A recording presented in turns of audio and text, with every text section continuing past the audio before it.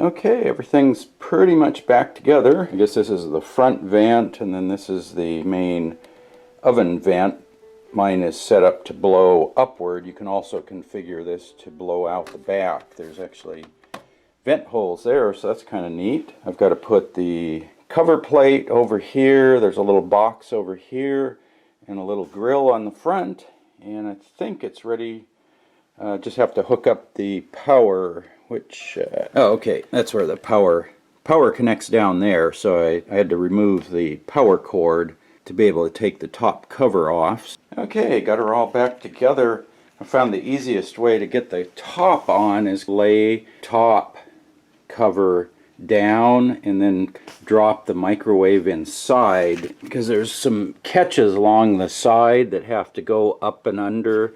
So it's kind of fiddly to get it all in place, but you got to get everything knocked into position before you can get all the screws to line up. I think I'm ready to lift it back in position. Found a bucket that was just the right height to hold the microwave up high enough, because I have to slide it into the opening here, and then I've got to get the vent fan flange hooked back up here to my vent duct, and then you have to tip the front of this down, and there's a lip along the bracket on the wall up there. We're in.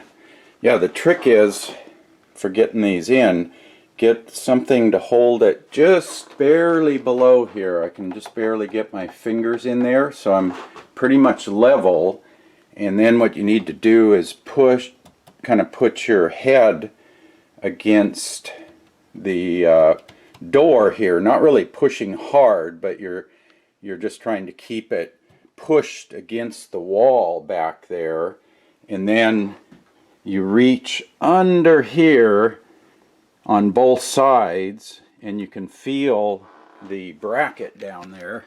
The idea is you use the bucket to support the front of the oven, and then all you do is lift the very back side in there. Get that lined up, and then the nice thing is if you have it tipped down a bit, you can see where the holes are. You want the screws to drop into the threaded holes there, so you can see right now the hole is up front, and you need to push that up. So I need to get my screwdriver ready so I can, because you kind of have to hold it up, and then that's where this thing comes in really handy. So this is my little support, and that's just high enough that wedges underneath and holds the oven up flush. And I think before I do that, I have to get my ductwork back in place. Once this comes up in here, I can't get the duct lined up. So, and I don't know if I have any insulation. I might want to shoot some insulation around that duct. I never noticed that before.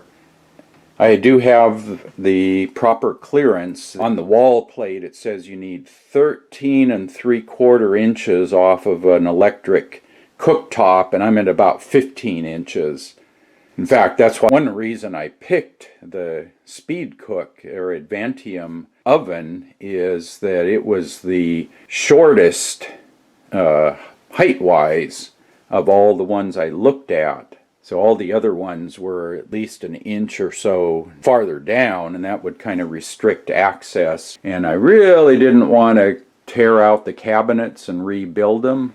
Yeah, I think we're back in business, so just got to hook up all the last bits there, power cord and the ductwork, get all that out of the way. So we'll see if it works when I plug it all back in.